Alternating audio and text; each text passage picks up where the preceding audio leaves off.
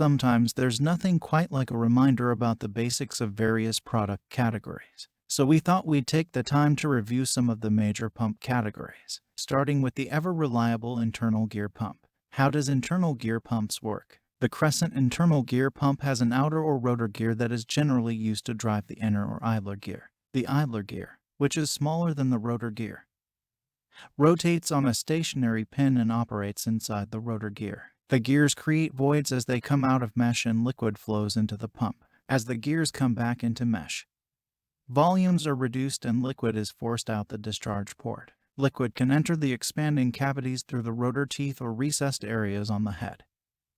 Alongside the teeth, the Crescent is integral with the pump head and prevents liquids from flowing to the suction port from the discharge port. The rotor gear is driven by a shaft supported by anti-friction bearings. The idler gear contains a journal bearing rotating on a stationary pin in the pump liquid, depending on shaft sealing arrangements.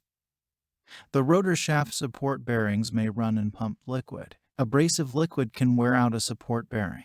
The speed of internal gear pumps is considered relatively slow compared to centrifugal types. Speeds of up to 150 revolutions per minute are considered common, although some small designs operate up to 450 revolutions per minute because of their ability to operate at low speeds. Internal gear pumps are well suited for high viscosity applications and where suction conditions call for a pump with minimal inlet pressure requirements. For each revolution of an internal gear pump, the gears have a fairly long time to come out of mesh, allowing the spaces between gear teeth to completely fill and not cavitate.